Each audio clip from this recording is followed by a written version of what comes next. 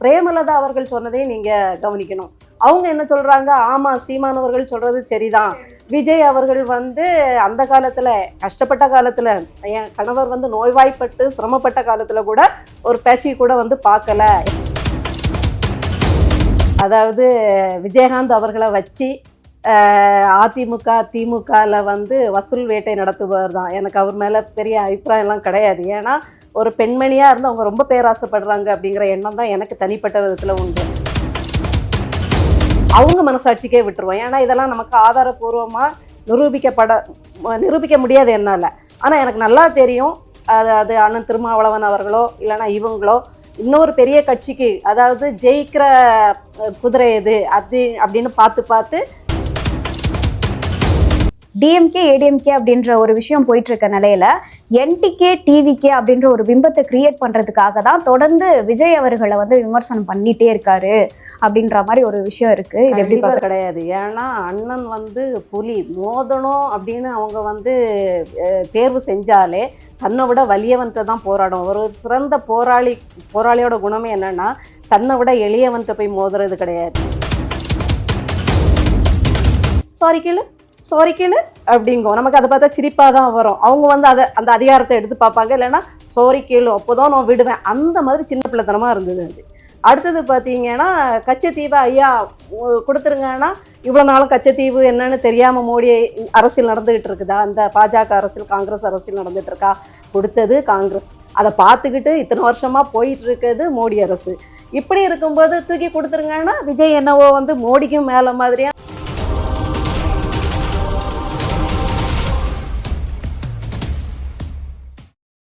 குக்கு செய்தி நேயர்களுக்கு வணக்கம். நான் உங்க தீபிகா. இன்றைய நிகழ்ச்சியின் சிறப்பு விருந்தினர்கள் திமுகவின் மூத்த முன்னோடி முனைவர் காமாட்சி நாயுடு அவர்கள் மற்றும் நாம் தமிழர் கட்சியின் மகளிர் பாசறை ஒருங்கிணைப்பாளர் குளோரி அவர்கள். இருவருக்கும் வணக்கம்.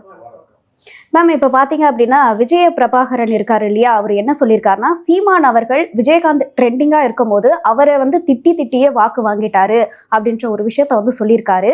இதை எப்படி பார்க்குறீங்க? திட்டியே வாங்கிட்டாங்கன்னா அப்போ அவர் திட்டினது கரெக்டாக இருந்தா? வாக்கு வாங்கிட்டாருன்னு அவர் சொல்கிறாரு இல்லையா?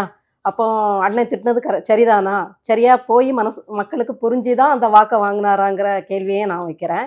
இன்னொன்று பார்த்தீங்கன்னா, எல்லாருமே அரசியலுக்கு வரும்போது தான் ஜெயிக்கணும்னு நினைப்பாங்க.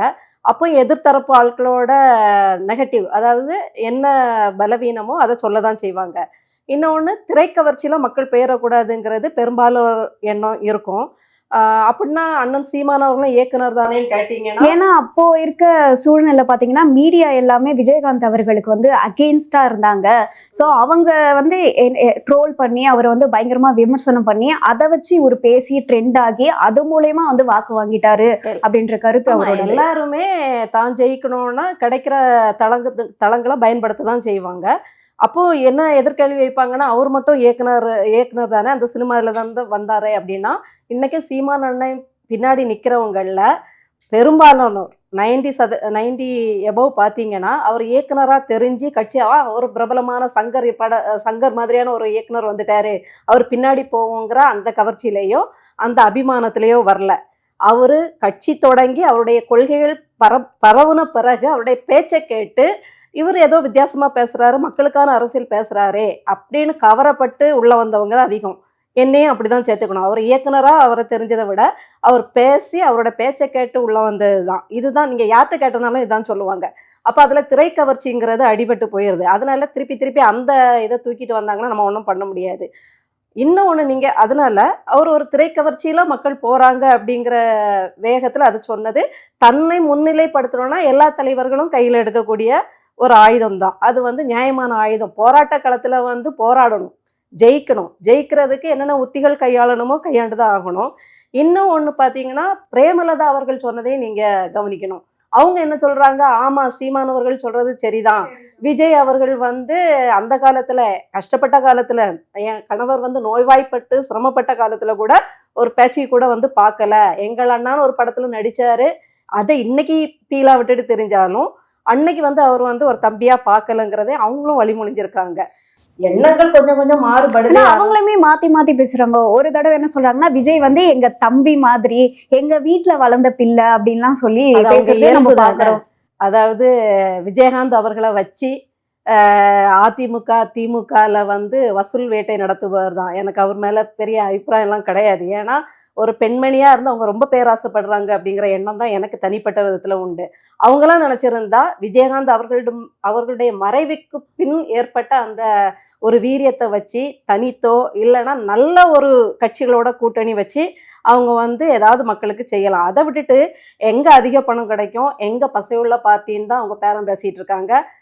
அப்படிப்பட்டவங்க மாற்றி மாற்றி பேச தான் செய்வாங்க. ஐயா, இதை பத்தி உங்க கருத்து என்ன? அதாவது அவங்க என்ன சொல்றாங்கன்னா, விஜயகாந்த் திட்டி தான் சீமான் அவர்கள் வந்து வாக்கு வாங்கினாங்க அப்படின்ற ஒரு கருத்து வந்து வச்சிருக்காங்க. இந்த கருத்து உங்களோட பார்வையில என்னவா இருக்கு? அது முதல் வந்து அவங்க சொன்ன அந்த பதில் கரெக்டு. ஏன்னா எந்த ஒரு அரசியல் கட்சியும் அவங்கவுங்க முன்னேறணும் அப்படின்னா மற்ற அரசியல் கட்சிகளை மட்டம் தட்டி பேசி தான் முன்னேற்றத்துக்கு வழியை தேடுவாங்க. அது அவருடைய ஸ்டாட்டிஸ்டிக்ஸை அதை பண்ணார், வளர்ச்சி அடைகிறாரு. அது தப்புன்னு நம்ம சொல்ல இயலாது. ஆனால் இன்னொரு வார்த்தை சொன்னாங்க பாரு, அதுதான் எனக்கு ரொம்ப இடிக்குது. அதாவது அவருடைய மறைவுக்கு பின்னாடி இவங்க வந்து சரியான கூட்டணிக்கு போகாமல் யார் அதிகமாக பணம் கொடுக்குறாங்களோ அவங்களோட தான் கூட்டணி வச்சு அவங்க வந்து இது பண்ணுறாங்க அப்படிங்கிறாங்க. அப்படியெல்லாம் அரசியலில் வந்து சொல்ல இயலாது. பணம் கொடுக்குறாங்க கொடுக்கலன்னா போனதில் வந்து யார் கூட கூட்டணியில் இருந்தாங்க? இது அதிமுக கூட இருந்தாங்க. அதிமுக கூட கூட்டணியில் இருந்தாங்க. அவங்க போட்டி போட்ட இடத்துல அதிகமான வாக்குகள் வாங்கினாங்க. விருதுநகரில் அந்த தம்பி என்ன வாங்கினாரு? அனுதாப எம்மாடி ஒரு விஷயம் புரிஞ்சுக்கோ. அனுதாப ஓட்டோ ஏதோ ஓட்டு வாங்கினாரு. அந்த தொகுதியில் அன்னைக்கு ராதிகா நிற்காம வேறு யாராவது போட்டி ஓட்டிருந்தா அந்த தம்பி ஈஸியாக ஜெயிச்சு வந்திருப்பார். ராதிகா போட்டதுனால என்ன காரணம்னா 2 நாயுடு ஆயிட்டாங்க. ஏன்னா விருதுநகரில் நாயுடுஸ் தான் ஜாஸ்தி அங்கே. அப்போ 2 பேர் பிரிஞ்சதுனால அவங்களுக்கு வந்து போய் 2 பேருக்குமே போய் கடைசியில் காங்கிரஸ் ஜெயிச்சிச்சு. சரிங்களா? ஆகையினால விஜயபிரபாகரன் வந்து வயசு சின்ன வயசாக இருந்தாலும் மெச்சூரிட்டி பாலிட்டிஷியன் மாதிரி பேசுகிறாரு. பட் அதை வரவேற்போம். ஏன்னா ஒரு தகப்பன் இல்லாத ஒரு பையன்.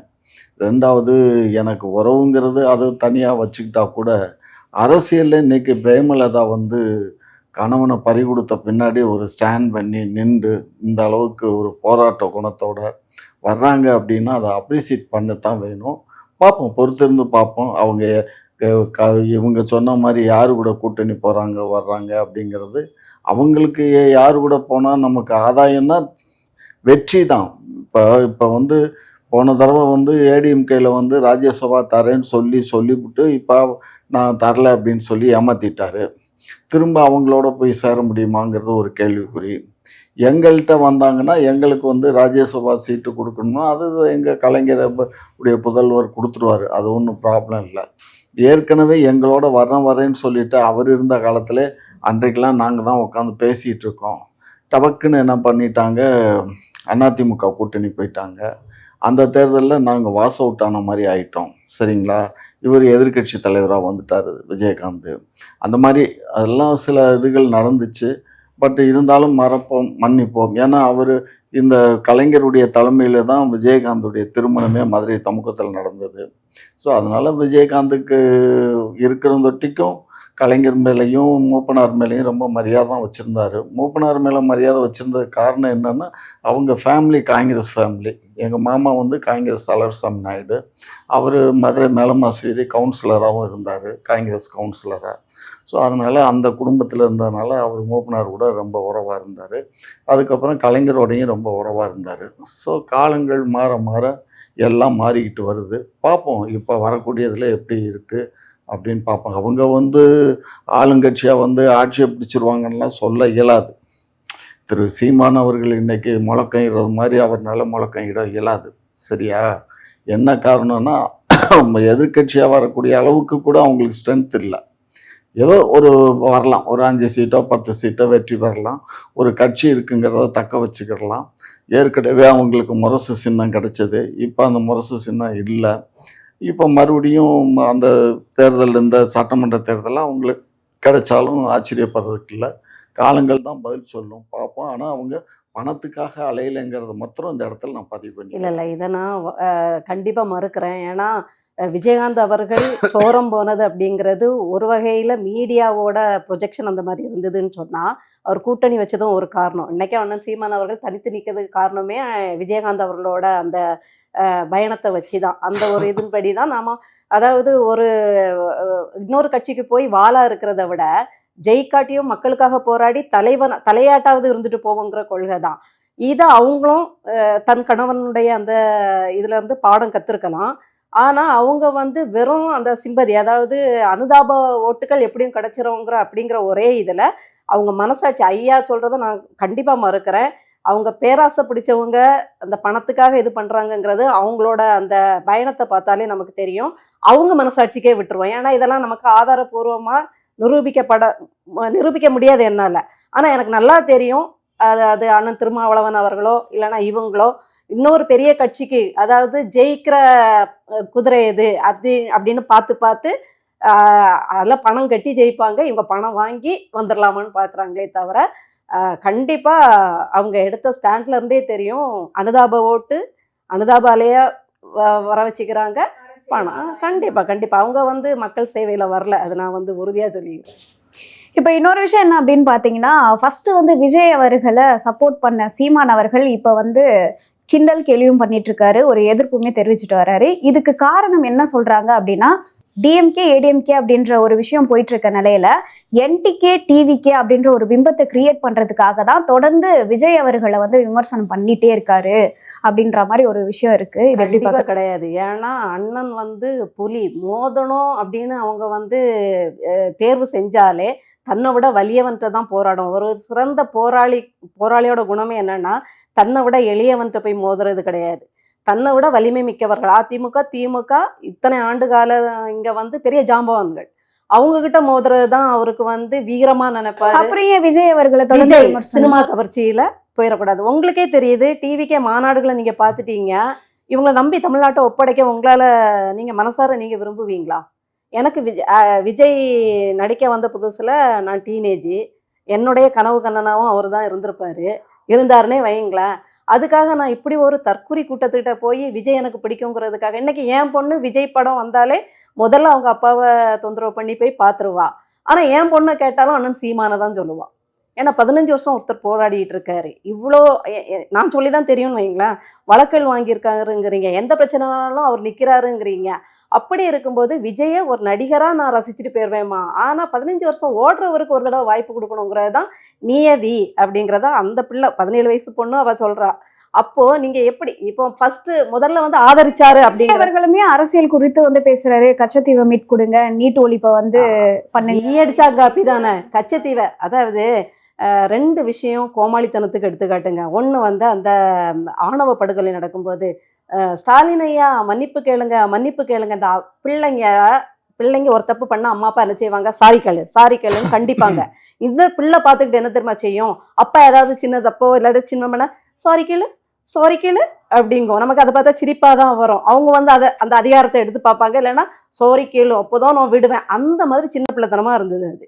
அடுத்தது பார்த்தீங்கன்னா கச்சத்தீவை ஐயா கொடுத்துருங்கன்னா, இவ்வளோ நாளும் கச்சத்தீவு என்னன்னு தெரியாமல் மோடி அரசியல் நடந்துகிட்டு இருக்குதா? அந்த பாஜக அரசியல் காங்கிரஸ் அரசியல் நடந்துட்டு இருக்கா? கொடுத்தது காங்கிரஸ், அதை பார்த்துக்கிட்டு இத்தனை வருஷமா போயிட்டு இருக்கிறது மோடி அரசு. இப்படி இருக்கும்போது தூக்கி கொடுத்துருங்கன்னா விஜய் என்னவோ வந்து மோடிக்கும் மேலே மாதிரியா ஒரு கையெழுத்து சொல்லிட்டேன் ஐயா கொடுத்துருங்க ஐயா அப்படின்ற மாதிரி இருந்தது. ஒரு விஷயத்த சொல்லும்போது அதில் ஒரு தாக்கம் இருக்கணும். அது ஹார்ட்ல இருந்து இதயத்துல இருந்து வரணுங்க. ஒரு வலியோ வேதனையோ இல்லை ஒரு விஷயத்த நம்ம அரசியல் பேசுகிறோம்னாலே அது இங்கே நிறைஞ்சி தூக்கத்தை கெடுத்து அது வந்து வெடிச்சு செதறணும். அண்ணனுடைய வார்த்தைகளில் நிறைய வந்து மற்றவங்க வந்து இவர் அப்படி பேசுகிறாரு இப்படி பேசுகிறாருன்னா அதெல்லாமே நாள்பட்ட உள்ள குமுறல் தான். அதனால தான் வார்த்தை சில நேரம் சென்சார் போட வேண்டிய அளவுக்கு வந்துடுது. ஏன் வந்துடுதுன்னா மூளை ஃபுல்லாக அதுதான் என்ன சொல்லிருக்கோம், சுழந்துக்கிட்டே இருக்கும் அப்படின்னு. எதை பற்றியுமே அக்கறை இல்லாமல் நீங்கள் வந்து டான்னு வந்து நின்று அண்ணன் சொன்னதையே அப்படியே அண்ணனோட வீடியோவை பார்க்குறது, இல்லை அவருடைய அறிக்கைகளை பார்த்துக்கிட்டு அதில் 2-3 இடத்த போய் கொடுத்துருங்க அப்படின்னா உங்களுக்கே அது ஒரு சின்ன பிள்ளை இந்த போட்டிக்கு எல்லாம் பிள்ளைங்க போட்டியாளர் இருப்பாங்க, அதில் நல்லா பேசுகிற போட்டியாளர்கள் அதை பார்த்துக்கிட்டு முன்னாடி பேசுனதை ரெண்டு அதாவது எல்லாம் மறந்துடும், எதுவுமே காப்பி அடிச்சு ஈயடிச்சாங்க காப்பி தான். இன்னொன்று முன்னாடி ஆதரிச்சாரு, இப்போ எதிர்க்கிறாருன்னா முன்னாடி அவர் ஆதரிச்சது காரணம் சரி ஒரு தமிழ் இதுலேருந்து ஒரு பையன் வாரான், தமிழ் பற்றோட வந்துட்டான்னா ஒருவேளை வந்து 2 பேர் சேர்ந்து அதை நகர்த்தி கொண்டு போகிறதுக்கு நல்லா இருக்குமோ அப்படிங்கிற ஒரு எண்ணத்தில் அவர் பேசியிருக்கலாம். ஆனால் கொள்கையிலேயே அங்கே வந்து ஒரு கண்ணு திராவிடம் ஒரு கண்ணு மாறுகண்ணு அப்படின்னு சொல்லும் போதே அவருக்கு இந்த மாறுகண்ணை வச்சு எதுவும் பண்ண முடியாது. ஒரு காட்சியாக 2 கண்ணும் ஒரு சேர பார்த்தா தான் பிம்பம் விழும், இல்லைன்னா அது மாறுகண்ணா அசிங்கமாக போயிருங்கிறத புரிஞ்சுக்கிட்டு எதுக்க ஆரம்பித்தார். இன்னும் ஒன்று, திமுகவை சந்தித்த பிறகு பேசுகிறாருங்கிற ஒன்று கொண்டு வராங்க, அதுலேயும் முற்றிலும் உடன்பாடு இல்லை. ஏன்னா அதுக்கு முன்னாடியே நிறைய பேசிட்டாரு, நிறைய பேசி அதுக்கு பயங்கர விமர்சனம்லாம் வந்துட்டு பாரதியார் பாராட்டு விழா போன தடவை எடுக்கும்போதே விஜய் வந்து கதற அடிச்சிட்டாப்புல. அதனால் அதுக்கும் இதுக்கும்லாம் சம்மந்தம் கிடையாது.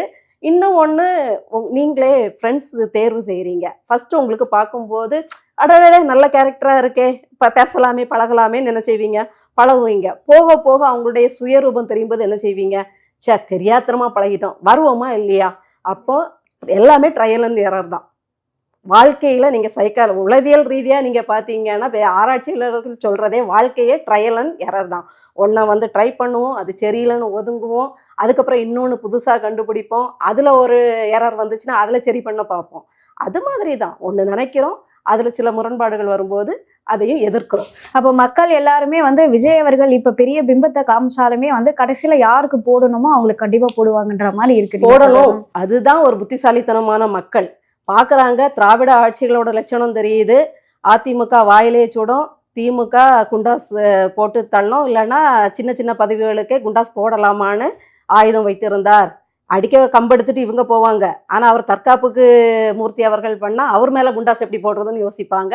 இப்படி போட்டு நசுக்கும் அப்படிங்கிறத புரிஞ்சுக்கிட்டு இந்த திரைக்கவர்ச்சி தேவையில்லை. ஒருவன் 15 வருஷம் ஒருத்தன் ஓடுறான்னா அவன்கிட்ட ஏதோ ஒரு விஷயம் இருக்குது. ஒரு பிரச்சனைனா சீமானை கூப்பிடுங்கன்னு தானே சொல்கிறீங்க, அப்போ ஏன் விஜயை கூப்பிடுங்கன்னு சொல்லல, அப்போ ஏன் உதயநிதி ஸ்டாலினை கூப்பிடுங்கன்னு சொல்லல, அப்போ ஏன் அமைச்சர் பெருமக்களை கூப்பிட மாட்டேங்கிறீங்க, இல்ல எடப்பாடியாரை கூப்பிட மாட்டேங்கிறீங்க. அப்ப பிரச்சனை எல்லா அரசியல் கட்சி தலைவர்களுமே எல்லா ஒரு பிரச்சனையும் நடக்கும் போது வந்து குரல் கொடுத்துட்டு தான் இருக்காங்க.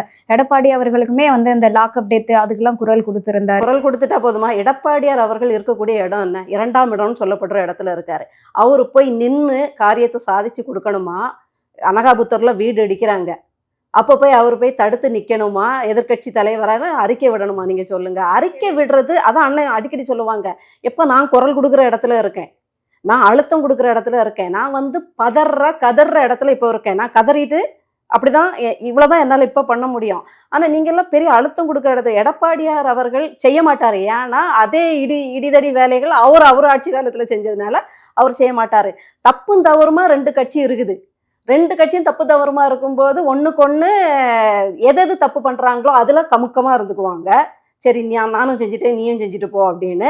எதில் எளிதாக இருக்கோ அதுக்கு மட்டும் குரல் கொடுத்துட்டு போவாங்கன்னா அது நியாயமாகாது. அன்னை மாதிரி சமரசம் இல்லாமல் எல்லாத்துக்கும் குரல் கொடுக்கணும். அதுக்கு அவங்க வந்து களங்கம் இல்லாதவங்களா இருக்கணும், அவங்க தூய்மையானவங்களா இருந்தால் தான் எல்லாத்துக்கும் குரல் கொடுக்க முடியும், இல்லைன்னா கொடுக்கறது. சீமான் அவர்கள் விஜய் விமர்சனம் பண்றதுக்கே வந்து என்டிகே டிவிகே அப்படின்ற ஒரு பிம்பத்தை கிரியேட் பண்றதுக்கு தான் அப்படின்ற ஒரு பார்வை இருக்குன்னு அவங்க கிட்ட கேட்டிருந்தேன். இதை பத்தி உங்களோட கருத்து? இல்லை, அதாவது வந்து விஜய் கூட வந்து நாம் தமிழர் வந்து போட்டி போட இயலாது. ஏன்னா இவங்க 14 ஆண்டு காலமாக இவங்க கட்சியை வச்சு நடத்துகிறாரு. இவர் 36 லட்சம் வாக்குகளை வாங்கி நிரூபிச்சிருக்காரு, 8.2% ஓட்டு வாங்கிட்டார். ஆகையினால அவருக்கும் இவருக்கும் போட்டிங்கிறத கூட நம்மளால் ஏற்றுக்க இயலாது. இவர் அது மாதிரி இவர் தனிச்சு தேர்தலில் நின்று இவர் இந்த மாதிரி வாக்கு சதவீதத்தை காட்டினார்னா அப்போ வந்து இவரை ஏற்றுக்கிடலாம்.